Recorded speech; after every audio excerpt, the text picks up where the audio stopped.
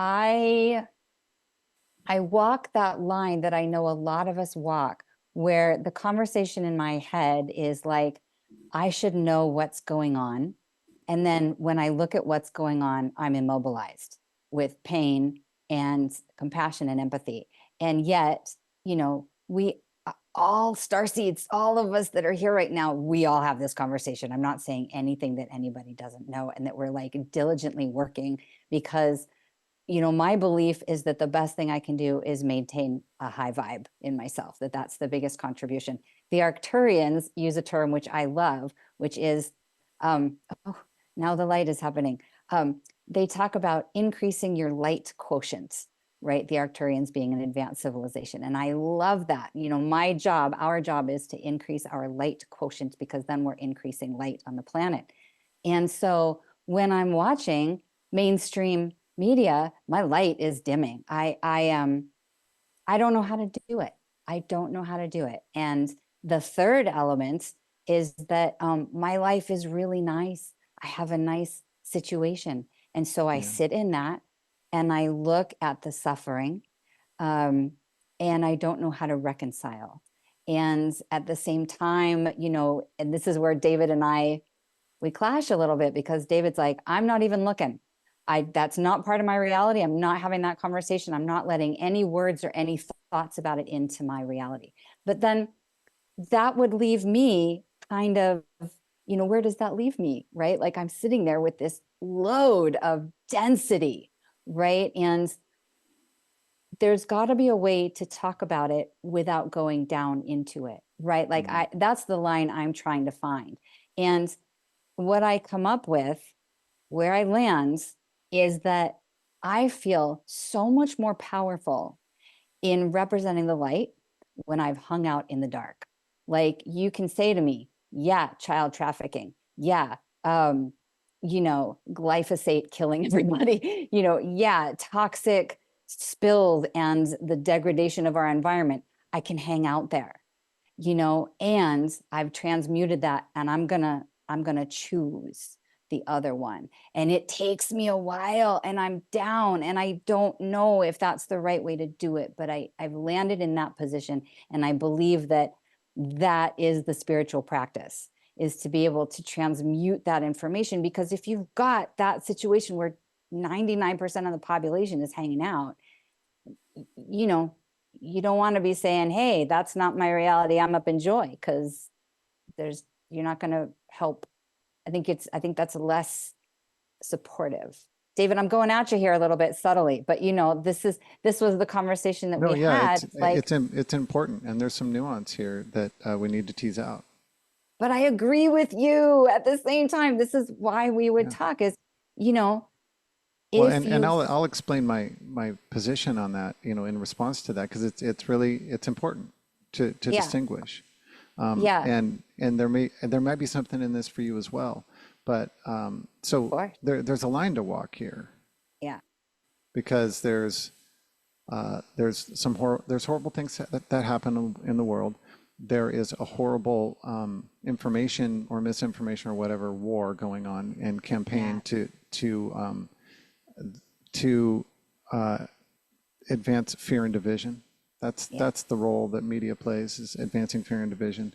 If you can create the other, and make people angry and afraid regarding the other, and then they're easier to manage. For sure. So when it comes to what I decide to how I curate my consumption, and I do so very carefully, when I refuse to take in the information, it's because I'm not strong enough. I'm working on Mm, it. I mean, the mm, ideal thing would be to. So I was talking to Howard Martin of Heart Math. He was mm, on the show, and we were talking afterwards about this. And he said he and his wife watched the evening news yeah, because he wants to know what people are being subjected to. In other words, and I love this, and I've actually been able to take this and use it in my life and allow some more in without being, tore down by it, which mm, the same thing that you describe happens to me too when I do it. That's why I don't do it, yeah, because I want to I need to keep myself as vibrant as possible so that I can bring that into the world. And as I get better at my practice, as I, get more advanced in the spiritual practices, which are really just life practices, right? Then I'll be able to handle more of that and still hold the light. But so when I view the news on, or whatever clips make it across my feed while I'm scrolling or whatever the algorithms are trying to throw at me, I look at it from a viewpoint of compassion. So I know what people are going through, what people are being told, and therefore what they're being led to believe. I don't look at it as information. You tell me that things are happening, ABC tells me that something's happening. Well, they also told me that 19 terrorists acting alone knocked down the towers, and the Tower 7 accidentally collapsed because some parts hit it. And then they told me that, go back to the Gulf of Tonkin and, in the Vietnam War, and go back to the Lusitania. And it's on and on and on. I get it. Bad things happen, but they're not telling me the truth. COVID, they're not telling me the truth. And so when I look at it from a perspective of compassion, and it kind of helps me hold that light, even as that information is trying to get at me and, tear me down. But, the old adage of you can't give away what you don't have. Like, I need to keep myself in a place where I have light to give. And I was finding that the news was making that impossible. And so I had to cut it out, By design. Right, exactly, by design. Yeah, no doubt. Yeah. So, we see that. I think that, I see that the same way. We go about it differently. Yeah. Yeah. I think the place is what's the greatest service, right? Like, how are we showing up for others? And we need to show up for ourselves first, right? So how are we managing our own vibration? And whether that's not looking at it or looking at it, or knowing that it's all a program and a construct, or you can go as far as knowing it's all a simulation. Like, however far you want to go, it's just choice point of how do you want to show up vibrationally. And I will be honest, I have been struggling. I just have not been doing well, because it's diabolical design, where you go and check out Russell Brand once, and then he's just on your algorithm, and he's screaming at the top of his lungs that everything is going to shit and corrupt and completely like bad stuff, which is not what he's trying to do. It's gotten a little bit paradoxical with him. But Hmm. so even if I'm not pursuing it, I'm seeing the thumbnails, and I'm seeing, like Putin and Tucker, and the we don't even, in the US, we have no coverage as far as I can tell. I don't watch CNN. I don't know the mainstreams. I believe that there is a complete media blackout about the farmers and all of the protests happening across all of Europe. It is mass demonstration. And so Katie's part nodding of me, yes. it's the same conversation. It's like, oh, I got to tune in, Hmm. because like revolution is happening, but then I haven't gotten my system strong enough, and so I Hmm. have been laid out. I have been struggling with being on this planet. I get to the point of like, why am I here? And and not in like the action type way, just like, what's the existential significance? And I know that so many people are in that spot. And so there is argument for letting it in, because then we can have that dialogue, and we can say, no, no, honey, here, hang in there. Like, Hmm. you're awesome. You matter. It's important that you're here, because a lot of us are, it doesn't make sense to the sensitives at all. Yeah. Yeah. Checking out Yeah. on a And, lot of and, levels. and that thing where the news is showing you one thing and then completely ignoring, one of the stories of the century, which has Yeah. happened over and over again. And crop Over and circles over is again. is one of the stories of the century I that is know. just swept under the rug. Yeah. Yeah. Yeah. And I it's mean, gonna get a little more intense, I think, like just politically for us, but I don't want to dwell on it. Yeah, but yes, choice point, love or fear, all the time. That's it. yeah, yeah, Every that's time. right. Yeah. Good. I totally agree. way to sum it up. Yep. So you talked about, coming into the world and showing up in a way that is helpful, that is of service to Yeah. humanity. And, anyone that is on the show generally has that vibe. I mean, that's why you're here. And that's why Right. I started the show, is to try to have something that contributes in some way to the well-being of people, to the evolution of the human species. Mhm. And whether that's in a broadcasting kind of way, or whether that's one-on-one or small groups or whatever, and you do all three. There's an underlying belief that each of us have that kind of drives us in that direction, and I would like to know have you identified what your underlying belief is that uh, that incites you to try to do good things in the world? Gosh, that is a great question. Um, my thoughts, this is fascinating. I'm just, I'm just going to do a quick backstory um, that's connected to the conversation that we've had. And so I'm juxtaposing it with my answer now, because I don't think I would have given my answer 4 days ago. Okay. So I have for a long time, I haven't really been big on humanity, right? I've been a little bit like not liking the choices that collectively we've made, individually, Yes. however you want to describe it. I've been a little bit down about all of it. And I Fair. had a huge session the last couple of days. I had a regression session, and genuinely, I feel like I want to be clear, it's not just humanity. Um, I'm going to say this for all the star seeds that might be thinking this at some point in time, not just star seeds, anybody and anywhere. And this feels kind of like a vulnerable share, because I think it's just barely being repaired. In my darkest places, in my hardest places, which I believe are going to be challenged this year now for everybody, right? This stuff is coming up. Mm-hmm. Um, I I'll use the language that is my most vulnerable place. Part of me hates it here. Mm-hmm. I'll be honest. When you know what's possible, when you are from other places that are beautiful and all of our abilities are online, this place is hard. I'm not saying anything we don't know. It's just a new version in me. I don't usually talk about, I hate it here. I don't do that. Same conversation, David, right? Like there's no Mm-hmm. space for that. I won't make space for that. So now I'm able to say that because this session, I went in and I touched some pretty dark places, right? Because we've all lived everywhere on the spectrum of life and experienced dark, light. And I touched some things and I acknowledged some things. And I believe that I don't want to jinx it.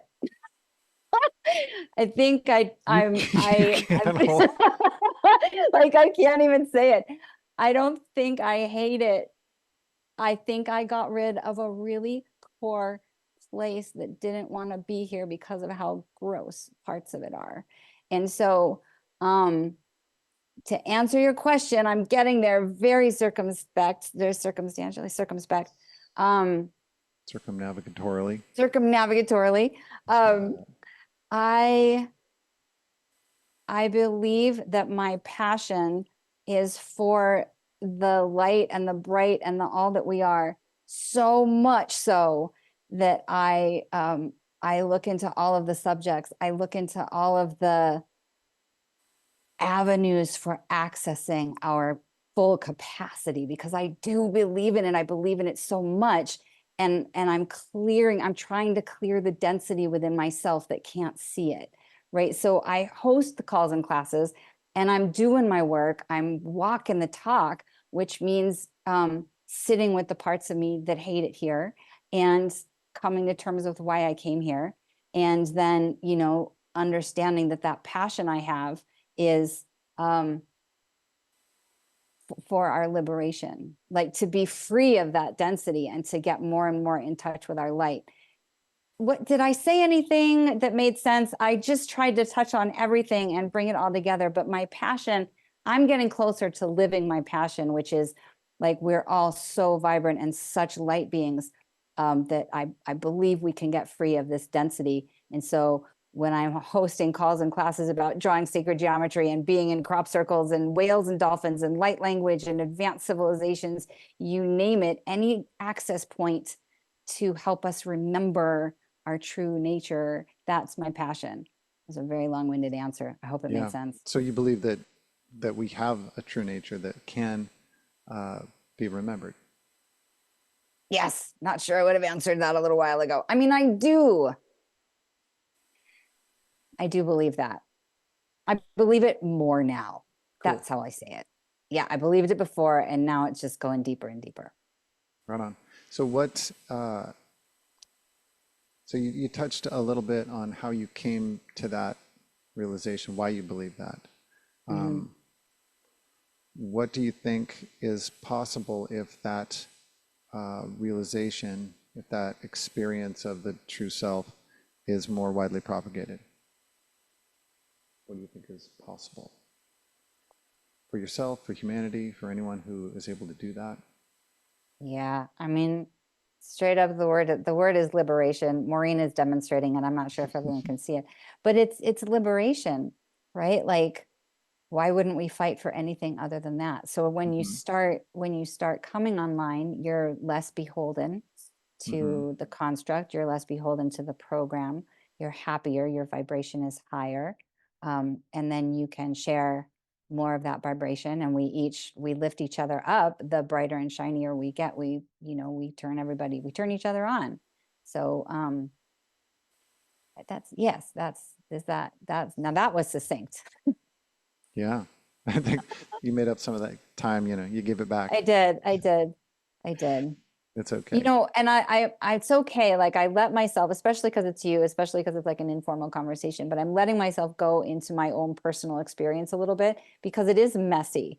It is tangential. It's not linear and clear. And it's like groping in the dark to get out of this shit. And so, I'll just demonstrate it and embody the not too messy, but it's a life of faith. My faith got questions in the last couple of weeks, and it's about renewing that faith, and the payoff, as you're asking, um I think the payoff is worth it. Yeah, That light was and liberation. Yeah, yeah, yeah. beautiful. Okay, so you've got this belief there's some possibility in the world that you see, some potential that you see, and you've made some decisions, and I don't even know if it came actually for you in this order, but you do some things. You show up in the world in certain ways. You have some activities Yeah. some offerings that you have for people, and some things that you do and I lived with you. I know that they are very, very genuinely, authentically your passions, especially crop circles, especially sacred geometry, which I want to talk in detail about, but also the other things, the advanced civilizations, the dolphins and the whales and yeah, all of the stuff. But you've been very, very passionate about those things since before we lived together. And you've Yeah. actually, and we share that, by the way. I am deeply interested, fascinated in crop circles, have been for many years. And by the way, in a little bit, I think that we should compare notes on our time in Southern England together. We're not together, Yeah, but we that's both right. went there Hmm. this last year. But so talk about the things that you do, the way you bring this out into your expression. Yeah. So I was a psychotherapist for 10 years on an inpatient psychiatric unit. And I'm a big believer in the power of groups to transform and validate and support. And so I love to create classes that are also supports, um, not a support group, but they're a support inspired experience, right? Like I never do just a didactic experience where I'm teaching subjects, right? It's about us coming together and sharing our wisdom, bringing it out, because whether you're talking about crop circles or contact experiences with ETs or letting your light language flow and all of your multidimensional capacities, most of the people that I encounter have at some point either been told that they're crazy or believe that they are crazy for the experiences that they're having. And so, having worked on a psychiatric unit and knowing the diagnostic statistical manual and the criteria for a psychotic break, I get really passionate in telling people that they're not really crazy. They're just extraordinary and they're living in a really insane world that can't appreciate them. So that's really my passion place, where all of the sort of non-consensus reality subjects that I love are to find the others, bring us together, tell each other we're awesome, and big up the light, just amplify it. So, oh gosh, think that answered the question. Yeah. So to talk about some of the specifics and how that happens. Hmm. Pick one, crop circles, or how about sacred geometry? You would always get off of a call when you've been teaching, and Yeah. you would come out and you would talk about how someone on the call was just blown wide open and just saying how things were happening in their life, and they didn't understand it, and they were having experiences just based on the fact that, in their opinion, that they had been drawing the Sri Yantra or the Metatron's cube or something like that. Yeah. Yes. I come off of my calls and classes inevitably so uplifted, right? Every And a time. lot, like every time people do, which is why I keep doing it. Um, and the subjects, whether it's crop circles or sacred geometry, they're very gentle, right? So we all think we're just looking at a crop circle or we're drawing some shapes, and really our subconscious is getting turned on, right? Like 10% of our waking reality is governed by our conscious mind. 90% of our waking reality is governed by our subconscious mind. So the geometries, the crop circles, all of the symbolism is speaking like in archetype, right? And in symbolism to our subconscious mind, which is where most of the goods are kept, right? We've been really shut off from that wealth of intelligence. And so when you're looking at sacred geometry, when you're drawing it, it is so perfectly symmetrical and beautifully proportioned that we're actually entraining our systems into that alignment, right? You're entraining your system into harmony and coherence. And that's really where the intelligence can come on board, because you can tap your higher wisdom, 90% of that reality. And you're harmonizing your cellular structure, you're turning on your DNA. All of these things are happening very quietly, very gently. I don't think we need a huge contact experience that you need decades to recover from in order to turn on. We can just draw some geometric shapes and we can just stare at crop circles, or you can do both. You can draw crop circles and gently but steadily and surely your system is coming online. Yeah, that's beautiful. Yeah, And that's that's why been I my like to think. experience as well. Mhm. Because Right. So yeah. So yeah, I Bart, didn't go I ahead, didn't because take your you've drawn classes some crop because circles. I was already into drawing sacred geometry myself. By the way, you aren't alone in this. The guy that, I don't know if you like him very much, but he's unquestionably a freaking genius, a polymath of the highest order, and that's Robert Edward Grant. And Yes. he says in his talks, uh, if you don't draw sacred geometry, start, because it changes you, and it Yeah. does. And it was somehow, and I can't connect any dots with confidence and say there's a cause effect relationship, but it was part of my massive transition out of the corporate realm, out of Yeah. an older life that was not suiting me, that was not serving me, and I wasn't serving the greater good, into what I'm doing now. And it was hard to do that. It was hard to have the courage to do that, but also have the balance, the symmetry within myself to be able to hold, to keep myself on my feet, figuratively speaking, in the midst of, the tempest that is changing careers, that is, relocation, that is all of those things. And so I do believe that it has something to do with that. And then we drew crop circles too. You drew a bunch of them. I want to talk about crop circles, and I want to assume that I don't know if everyone on the call knows a lot about crop circles, but I can say that there will be people that listen to this that will not know anything about crop circles. And I want to go back and talk about some of the history of crop circles. And we actually have a question that came from Facebook that I want to read to you. But I was, let's get into the history and then talk about William Levengood and Penny Kelly's work and the biophysical anomalies that they documented over decades. And also want to talk about, I want you to talk a little bit about the call and response thing that happens sometimes with crop circles.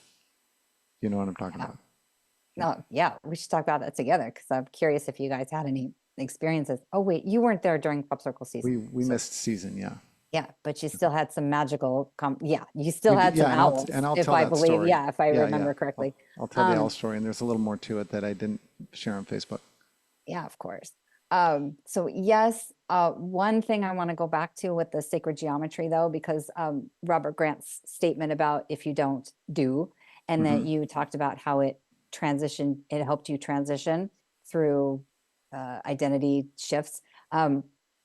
I highly recommend it as well. I mean, that's obvious, but I walk in the world calling myself a transition specialist, right? Like if I Nice. want an identity or something that sounds professional, that's what works for me. Transition specialist of planetary service is the full title. But Nice. I didn't realize when I was working on the psych unit, I was with people in transition, people that wanted to leave, people that had just tried to leave. How do you stay Yeah. here, moving between worlds, people in different dimensional realities that were called psychotic. I I think transition is extraordinary. And I really love to support it. And the geometry supports it, right? You have these beautiful structures that can anchor us when we're like flailing around figuring it out. So a lot of people come to the classes when they're in transition. And I've just found it such a gentle support system for navigating this reality because they're always the same. They're predictable, they're comforting, they're harmonic. And I just wanted to add that transition piece. Yeah. So yeah, we'll take all the tools we can get. And then into crop circles, which is kind of the opposite direction, because they'll just take you out and expand your consciousness. That's been my experience of them. So starting And when you from, say that, you're talking just about beholding them, just like a photograph of them, right? Because yes, for years you hadn't been to Southern England, right, right? And most of us, that's all we have images of them, and yeah, they're still breathtaking. yeah, yeah. Uh, in my bedroom, I have a floor to ceiling montage of the crop circles. So I'm a huge fan. I've been working with them since 2010, but really consciously since 2017. And we can work with them just by looking at them because they are non-local technology. My belief is that they are encoded with information from advanced civilizations that can help our society collectively and individually evolve, right? And I should say the genuine ones are made in that fashion. And I get my information from channels, from people that have directly experienced contact and expanded states of consciousness in the crop circles, right? So the genuine, there are also not genuine ones, right? They're made by everybody. Everybody's got a hand in this. So there's man-made ones, there's government-made ones, there's advanced civilizations. And what I really love about the crop circles is, and I believe this is another example of advanced technology, you can choose whatever you want to believe about them, right? Like they are neutral. And if you think they're a hoax and they're made by men with planks and boards, cool, you can think that. And if you think they're, high level tech that can activate our multidimensional consciousness, give us the information for free energy, transport across the universe, they're all encoded. Activate our DNA, right? It's hard for me to go back and start at the beginning in the history because I just like to jump in with how advanced I think they are. Well, but or I can go back. D, all of the above, Yes. right? Yes. And I believe that, just in terms of who created them, that there are, we'll talk about the biophysical anomalies, that they're obviously very authentic ones and they're man-made ones, and that's happening right now all the time. Yep. Yep. All the time. And what I feel is that the genuine crop circles are so powerful and do hold the capacity for our liberation, that's why there was such a strong disinformation campaign, right? It matches the potency of the messages in the formations, right? They had to, as with everything, kind of Makes have to sense, shut it doesn't it? down. Yeah. Does kind of, yeah. So yeah, it's, I want to encourage anybody, if you have a little twinge of curiosity, just go for it. Just get online, just look at some of the images and notice, just notice your experience, right? Some of them are man-made, some of them are genuine. And I feel as though I was turned on in some way, right? And I wasn't quite aware of what happened. Like I looked at some of them, I believe the ones to be genuine, right? Because I have a physical and energetic resonance with them. They move me, I feel them, right? And man-made ones don't do it for me, right? So I can tell energetically. So I started working with them, and I, point blank, if you want to be blunt with it, I became more psychic. I began to journey with guidance and to other aspects of myself that exist simultaneously. They are benign. They're formations in a field that are actually very sophisticated, some of them.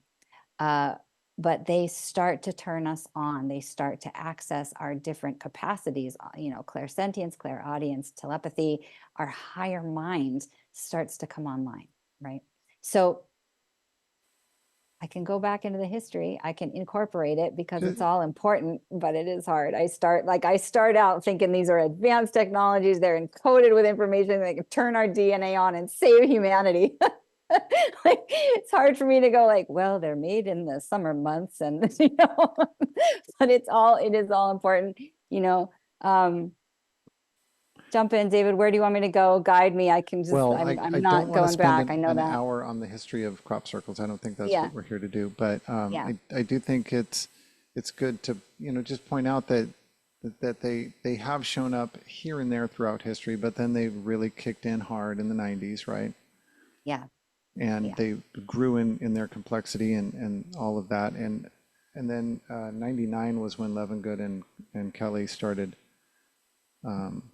researching in earnest in a scientific way and produced a lot of data that really shined a light on the fact that there is there is a difference between an authentic one and a man-made one. Yeah. We love data. We So love to have some evidence. can you talk to some of those? What are the physical anomalies that we would look for in that we would expect to find in an authentic crop circle? Yes. We really love data to back things up, right? And so one of the ways that Janet Osabard coined, one of the phrases that she coined was biophysical anomalies, which basically just means the weird shit that happens in the fields with the crop circles, right? But it's a really nice official way of sounding. You sound like, oh yes, this is scientific evidence. And it is. But it's a legitimate language for people that want something to know that this is a legitimate experience. Biophysical anomalies. One of my favorites is that we've just learned in the last decade or so that there are sonic frequencies that remain in the fields after genuine crop circles are made, and that you go in and essentially it's like putting on a binaural beat, right? It's like aligning your hemispheres of the brain with a theta wave, right? And so that's how it's created an altered state of consciousness, because you're harmonizing the hemispheres of your brain. And like, we didn't know that in the beginning, but that's scientifically measurable. You go in and you can pick up on the sonic frequencies. A lot of times, the formations, that the thing that I think sells the crop circles is that a lot of times, whatever technology is used, it will alter the crystalline structure of the soil, right? The molecular structure of the fields shifts so that you have the pattern on the first year, but then in the second year, the pattern grows back with the new crop, right? Like, that's not just being mashed down with ropes and boards, right? There's empirical data, and there's a bunch of them. It's called ghost formations, right? And you can look into that, and kind of seals the deal to me.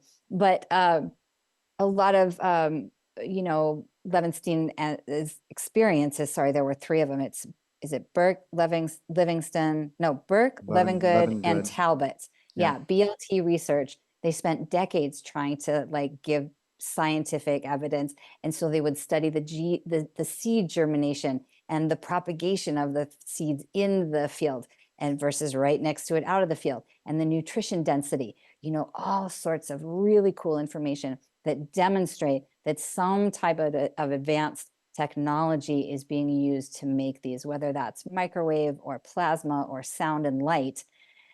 These are the ways that time and space are manipulated that we're not really practiced at yet. So they look like miracles and magic, and really, it's just it's the orchestration of consciousness, right? A lot of the channels will talk about how it's an incredibly sophisticated endeavor, in that it draws together the collective human consciousness and experience, and then the individuals connected to that crop circle, and then the consciousness of the plants, and the consciousness of the water, and the consciousness of the planet, right? Like, all of these things coming on board, and the consciousness of these civilizations that are involved in getting these messages to us.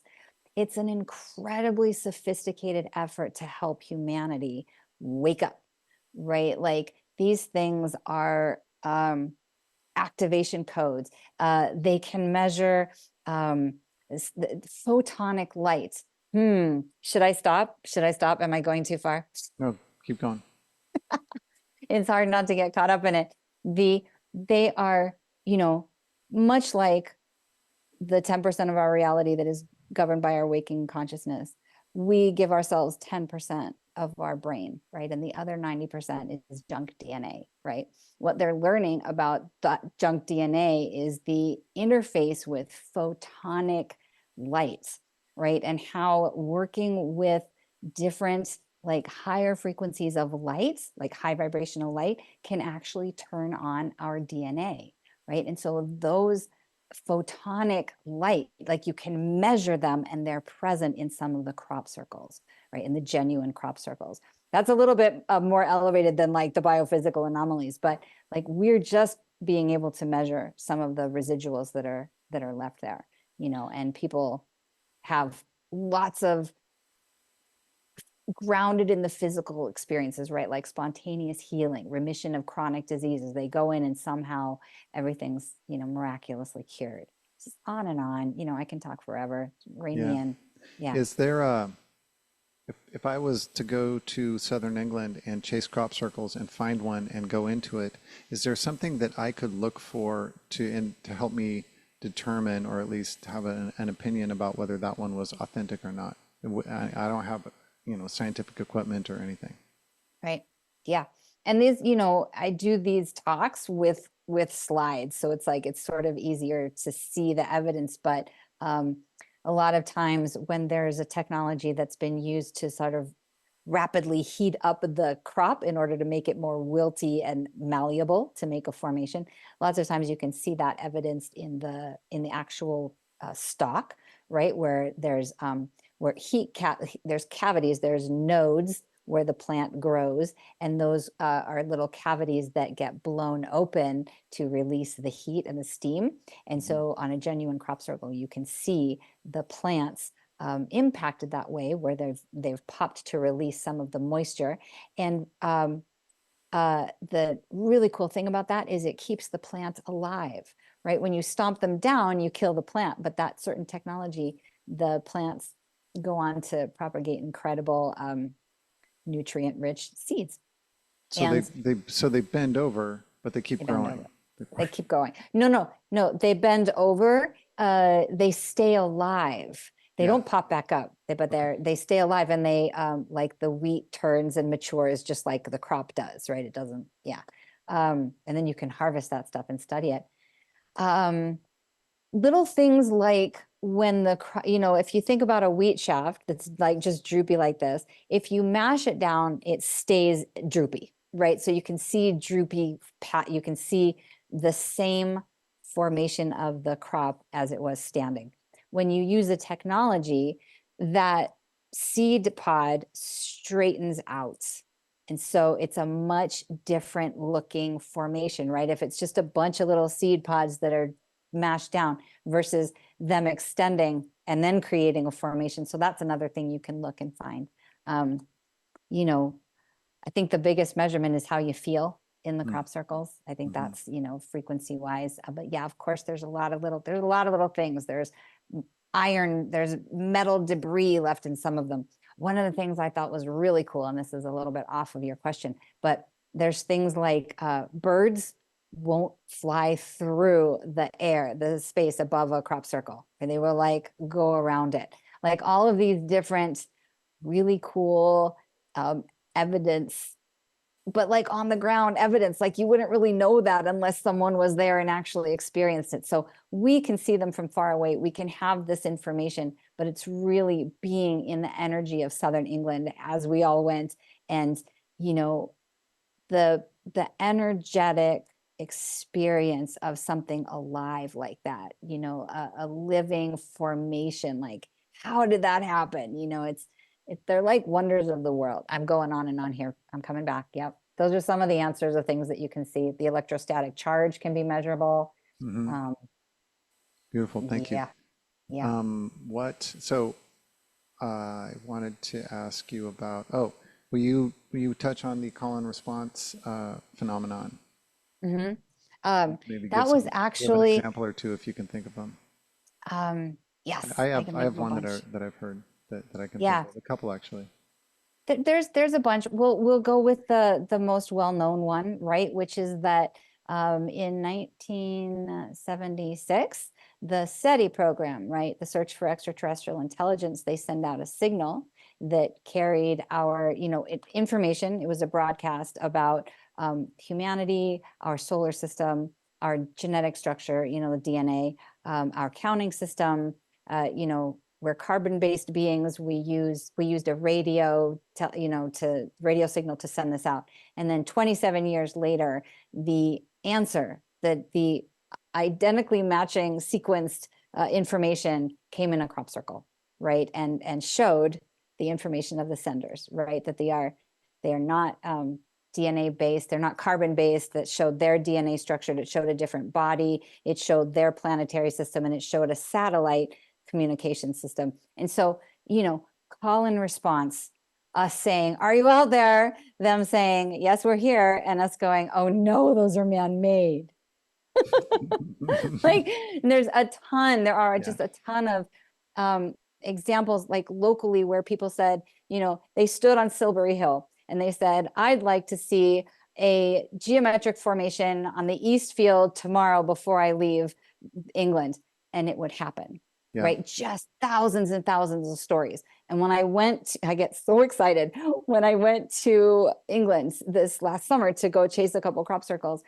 The thing I got to do was meet the croppies. I met the hardcore devotees of this phenomenon, because they come every year and they'd sit there and they tell you the stories.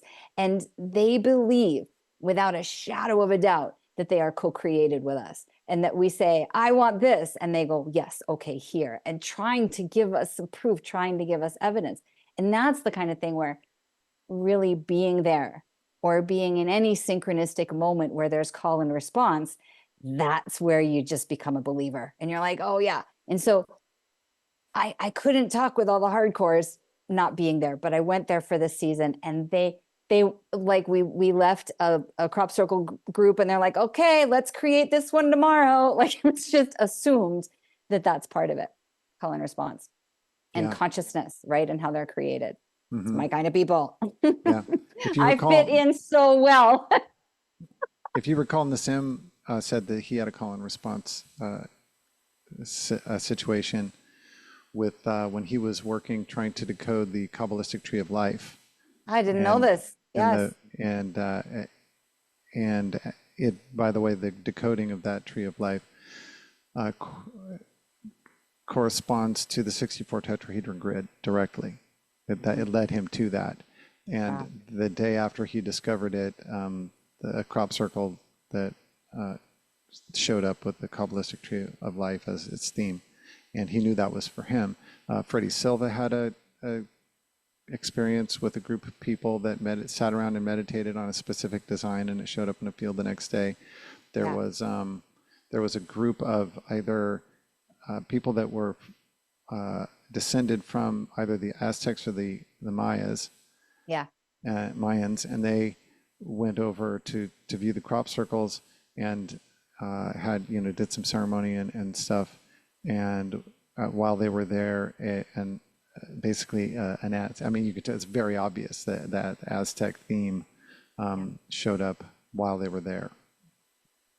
I think So if you were to drill into any of the crop circles and you could go into like the local conversations, there would probably be either an individual or a collective call and response that happened. Like mhm, all of the crop circles showed up. That's one of the channelers, Judith Moore. She's where a lot of my information comes from. She says that the crop circles are in response to the needs of the earth, to the needs of our consciousness, to the needs of the new star beings coming in, to the needs of the water and the DNA, and that they're all responding and interfacing with us. I just, we don't see the backstory when we see the pretty pictures online. yeah. And I'm realizing that I can go for years talking about this stuff, but I want to, like, I came on this not knowing if we had any Yeah, time constraints, you don't and need to prompt me to lead this. This is fine. Just pause okay, and just you breathe, and then I redirect. okay. Okay, cool. So what I want to do is ask you. You started touching on it already. I want to ask you about your time in Southern England. Mhm. Why did you go? Who did you go with? What did you do? And what was your favorite part? Um, I went with, well, I went with a couple people. I went, I met up with a couple people I went with. I was really fortunate to be with people who drove, and so we could chase the crop circles around. Um, I went specifically with Neil. My gosh, I'm just, well, how am I? Portal to Ascension, Neil. Yeah, Yeah. Neil, yeah, Portal to Ascension, Neil. And I'm just completely blanking on his last name. But Guar. yeah, Neil Guar. Gar. We traipsed around Glastonbury and Southern England, and we found a bunch. When we got there, we left on the 26th. Technically, I think we arrived on the 27th. There was a crop circle that was made on the 26th, and we got to go into it on the 27th. So we went in a crop circle that was made the day that we landed. So we got to see it the next day. It was fresh, and I just was blissed out. And everybody else was so blissed out too. I was just with my people. There were crystal skulls in the center. Everybody was oming and saying prayers, and it was the most beautiful formation of the season, of course. But it was this lovely geometric designs, this ninefold geometry. Brilliant. And then we found a couple others that I got to sit in. And then I got to hang out with a local gentleman from the Cotswolds. And so I got like kind Cotswold. of like an Oh yeah, inside the mountain tour, range over there. yeah, We of how actually didn't make it. We beautiful. were going to go. We were supposed to go hiking. Everyone told us, and we didn't. Yeah. We had a lot to do. But yeah, Yeah, it's always Cotswold. a lot to do. So yeah, it was like a homecoming because my body like responds to that lands. And I was like, oh, this is a place that I got to go to. So I got to sit in a massively awesome crop circle and then a bunch of others that I just blew me away. And I'm so glad I went. and I got to do that because I'm not sure how long the phenomenon will be around. There were hundreds and thousands in the early, between 1990s and the 2010s. And then everyone says that they started dropping off in 2012 and hundreds in the 90s and Hmm. 24 last year. So I think it's changing. Wow. Yeah. Yeah. Yeah. Glad I got to go. So one of the Glad you guys questions, got to go. yeah, no, it was great. And I'll share a little story with you about our time there. But one of the questions that came through online was, do we have any, is there any reference database or anything where we can, where it's been determined for each one, whether it's authentic or has the marker, whether it has authentic markers or not? Is there any place where we can reference that information? Or I've never found it. I always find it mixed. I don't have, no, I haven't found that. Yeah.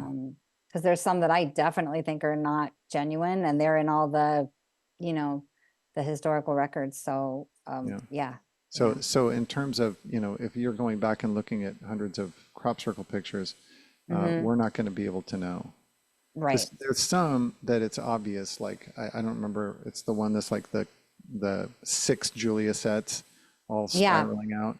That Hmm. that that one's pretty obvious that it was authentic because of its scale and because of the fact that it has something like 400 circles, and the center, the place where everything swirls from in each of the circles is off Yeah. center, Mhm. abominably difficult to achieve, and it Right. showed up overnight. Yeah. So there's stuff Yeah. like that where you go, oh yeah, that's pretty much seals the deal on it.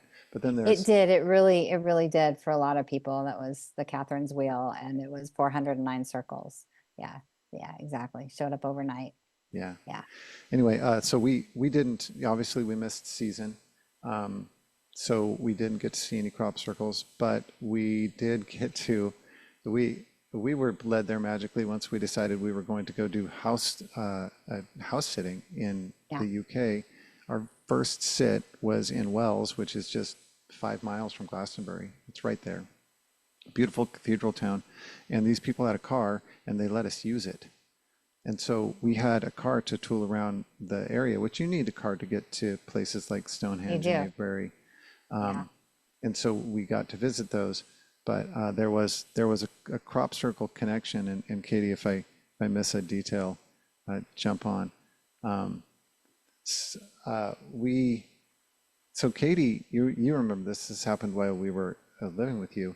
Katie had a dream, and there was a crop Hmm. circle in the dream. A meditation, sorry, and an image came to her. I don't even think she knew it was a crop circle at the time. And she told you about it, and you go, "Oh, I think that's a crop circle," and it was the Julia set, and you showed it to her, and she went, "Yeah, that was it." Yeah. So this crop circle just shows up for her. So fast forward, we go over to Southern England, and we are trying to get into Stonehenge, and we want to actually do the part. You can't go inside Stonehenge anymore, the general public. You pay your ticket, you go, and they take you out there, and you're 50 yards from it. You take your Hmm. pictures and leave. But after hours, you can pay more. Frankly, it's only twice as much. I mean, it's $50 or whatever. And Hmm. but there's very limited space in this, and they fill a bus and they take you out there after hours, and you can, or early in the morning before hours, and you can go and walk amongst the stones. And so she when was she said, well, let's check in now and then. Maybe there'll be something that cancels. Sure enough, she gets a hit. She's just sitting there, and I think she woke up in the morning, 7:30 in the morning, and just went, I'll check the website. And she checked the website, and there was a ticket. And so she gave it to me because it was close to my birthday, and she's like, well, you're more into it than I am. And I went, and it was magical, and got to walk amongst the stones. And then we go and we wanted, I think the next day or something, or very soon after that, we go to Honey Street to the Crop Circle Museum. Yeah. And we go into the Crop Circle Museum. I should share, shouldn't I? I should share and show some pictures. That would be fun. Share screen. Just my desktop. Okay. Can't do that. I won't do that. Yeah, do that.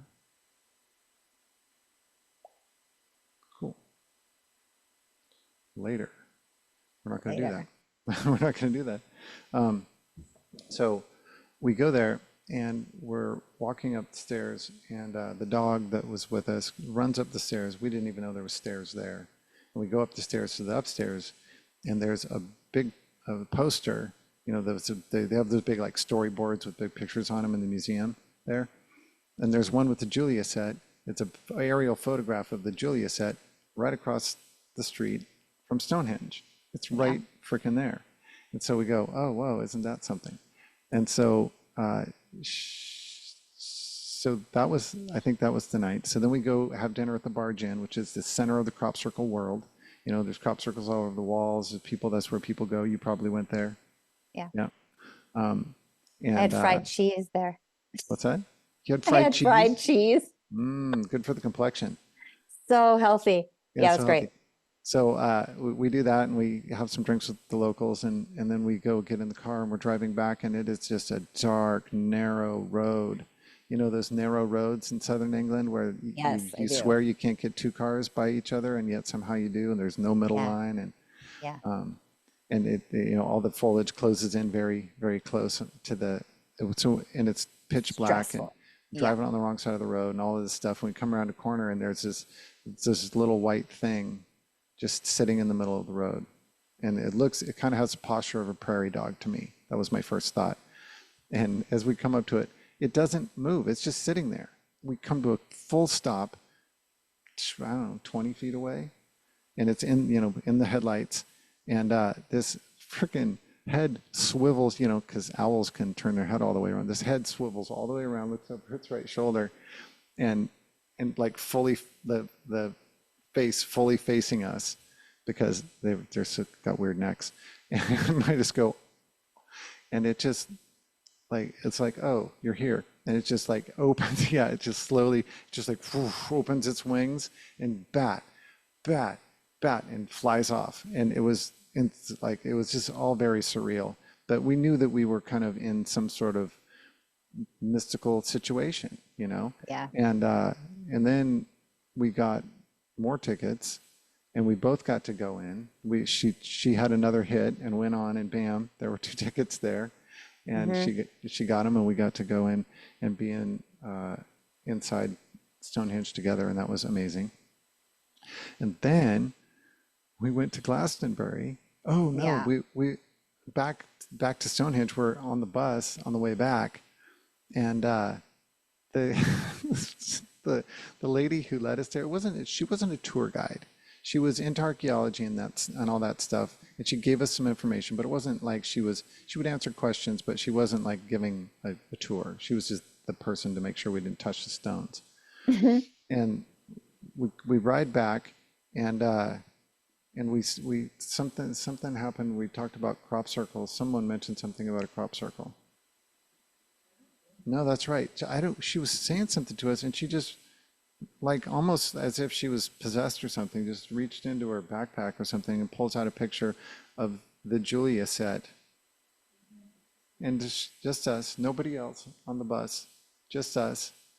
People are getting off the bus, walking by us. She just to us. And there's, what? I said, "Oh, that's the Julia set. Are you familiar with it?" She said, "No." I said, "You haven't? Even better. Did you know that was right across the street?" She's like, "Yeah."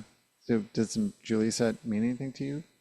No, no. Okay, okay. So we just I'm walked just a on. messenger. Right. It's like she was just like, "I'm supposed to show you this." Just like the owl was like, "Oh, I was supposed to wait for you here, I guess. I don't know." Yeah. So then we go to Glastonbury, and we go to the Temple of the Goddess in Glastonbury, and we go in there and we sit down, and I meditate, and she goes over and she starts playing with the tarot card decks, and she's, you know, going through them and stuff. And then I come over when I'm done, and I sit down, and she goes, you want to draw some cards? And I go, okay, cool. And so I start shuffling them, and this card pops out, and I go, and it's facing me, and it says disruption on it. I go, okay, disruption. Put that back in the deck, finish my shuffle, and then spread them all out, and then close my eyes and feel my way around and pull out disruption. Yeah. And so, you know, right after that, we were led to one of the best meals that we had on the on the island. It was amazing at a place called, by the way, named after a tarot card, Queen of Cups. Interesting. Let's move on. Yes, the Queen of Cups. Queen of Cups. Yes. Those are all called astonishing synchronicities, by the way. It's just next level synchronicity, and it's very much associated with the crop circle phenomenon. Yeah. Absolutely. Known experience. Yeah. Yes.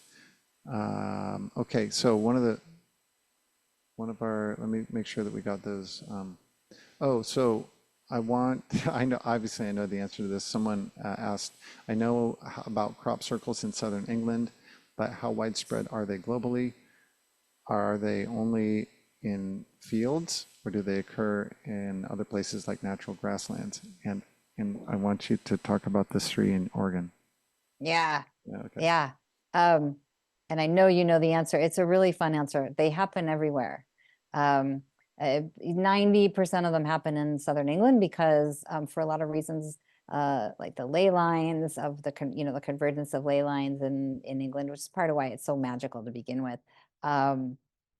And it also has to do with the geology, right? Like there's the geology is chalk, right? And so you can utilize the frequencies of the water, the aquifers, and also the ocean.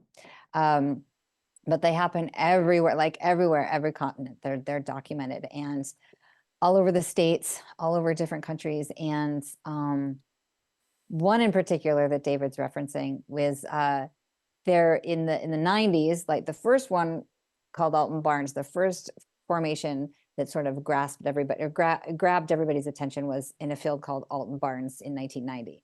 Now, quietly, with a lot less press, in the southeast desert of Oregon, on this dry lake bed, they found that design, right? They found a huge Sri Yantra that was like, I don't know, a quarter of a mile, no, 3/4 of a mile wide. It was incredible. National Guard flew over that area, nothing there in the morning, flew back at night. Huge Sri Yantra, huge, like, and mathematically perfect. So Like a quarter mile wide, like really, yeah, really big. Yeah. really, really big. Yeah. And absolutely mathematically perfect. So it's it's really fun to just start looking into how long they've been happening and where they've been happening and just sitting with the ones that you're drawn to and that maybe resonate for you. And I saw one and that was it. I just wanted them around me all the time. I started drawing them. I started studying them. I put them on montages on my wall. I put them, I made folders of them and then made screensavers of them. If that happens to you, it's part of how they work on our psyches, right? They work very subtly, very gently in different ways. And it was kind of like Richard Dreyfuss in Close Encounters of the Third Kind for me. I was obsessed, and I think that I am for the better because of listening to that obsession and guidance. And a lot of it turned me on. It really has gotten me going in a nice, comfortable, gentle way. Which is nice, which is what we're looking for. Yeah. Okay, we've been talking for a while, so I think that we should find the end. I would like to ask you, what are you up to now? What's alive and fresh for you? What are you creating? Ironically, I'm actually on a momentary break this month and next because some of those things that I mentioned in terms of my questioning my faith kind of shook me. And so I needed to pause and regroup. And I always love coming out and talking about things that will always excite me. But I needed probably a little cocoon phase just to pivot and connect. It's not a long one though. In April, I'm going to be participating in a summit. No, wait, sorry. The summit's in May. And there's two summits. Wow. One of them is May, one of them is in July. The one in July is called You Are the Cosmos. The one in May, I will have posted on my website. I just can't recall the name of it right now. And in April, I have a crop circle drawing series, which is really exciting through the Starseed Academy. And that's a 5-week course because if you like crop circles, why not draw them? So some of the folks on this call in the Zoom room have been on those classes and they are incredibly activating. So I'm going to do a 5-week course with that.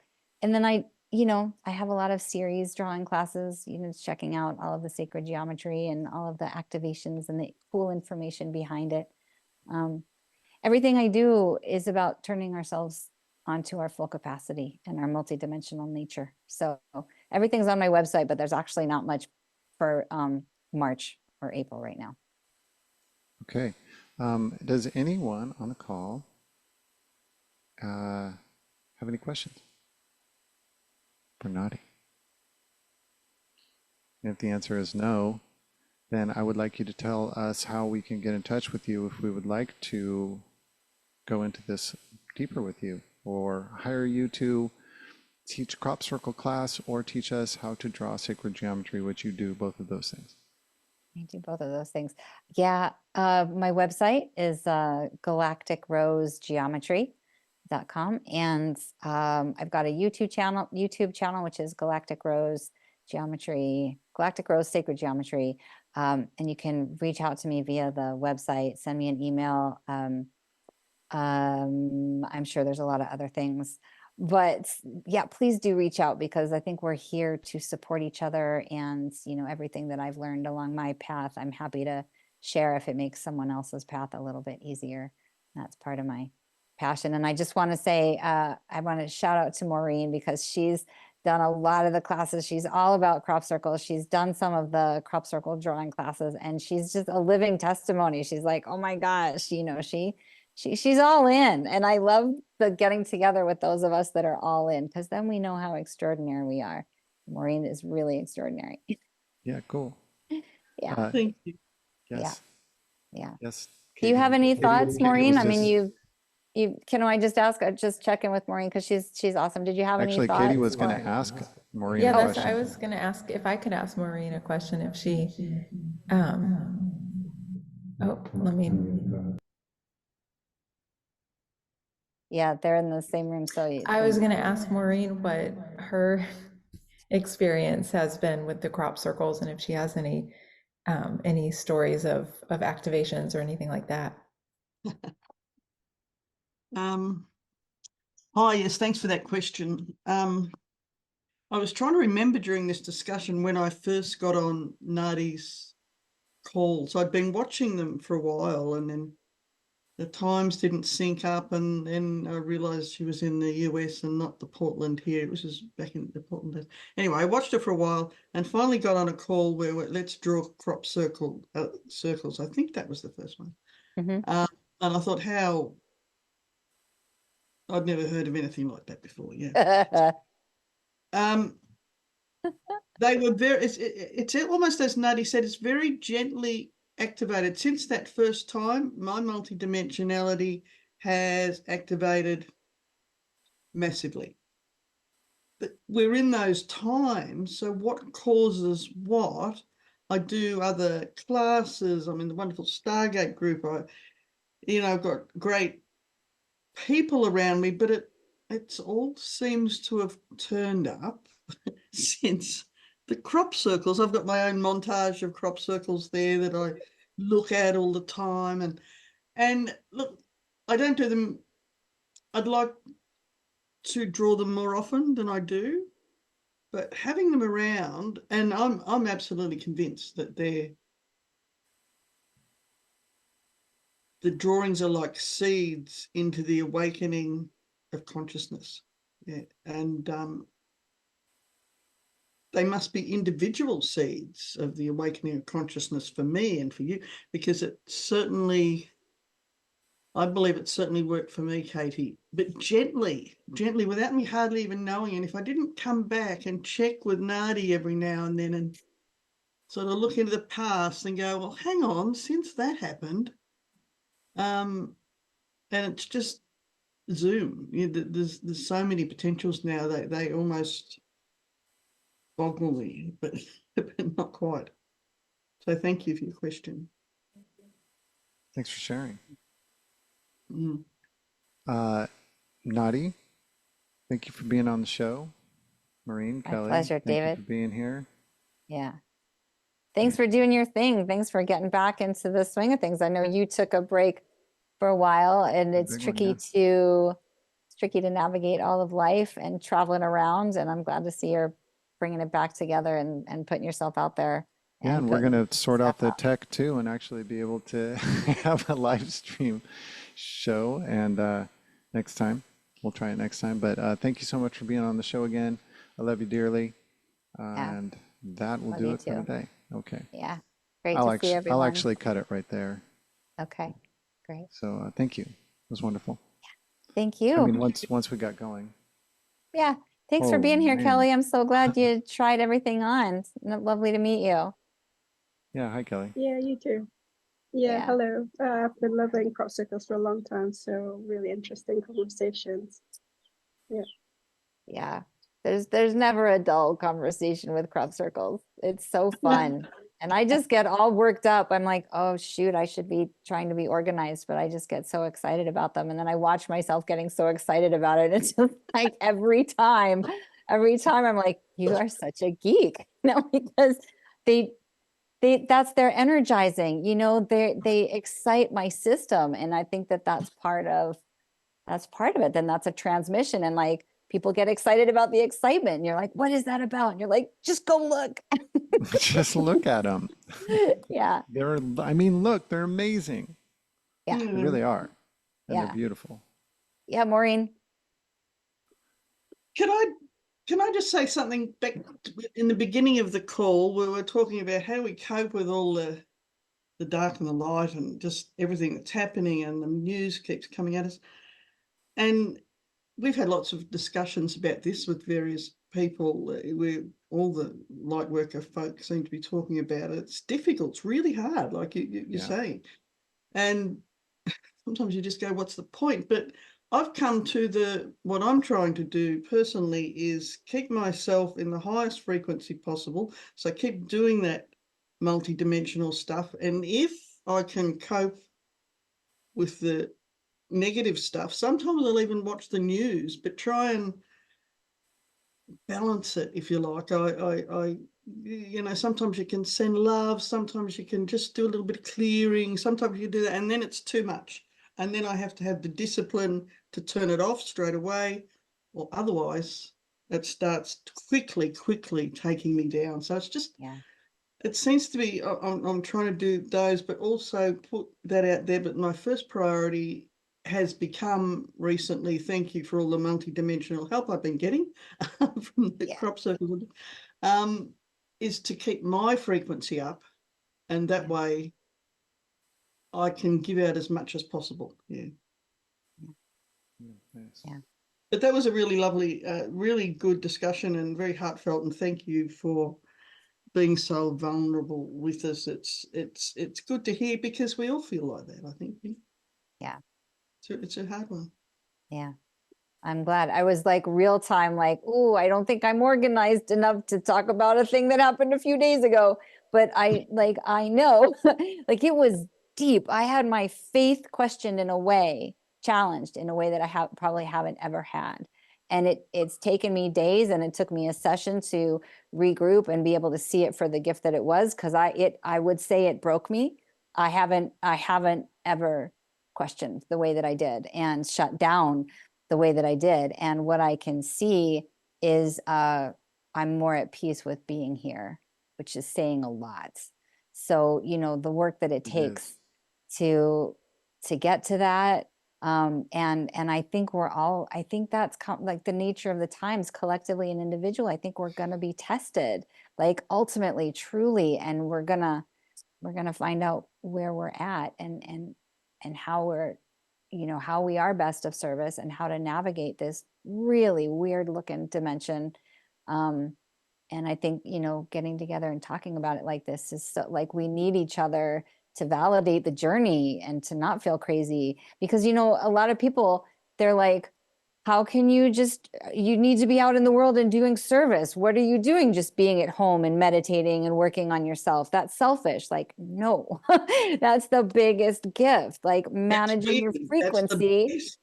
Yeah, exactly. So just letting each other know you're not crazy for that self. No. Yeah. So Well, I love you speaking to that. Yeah.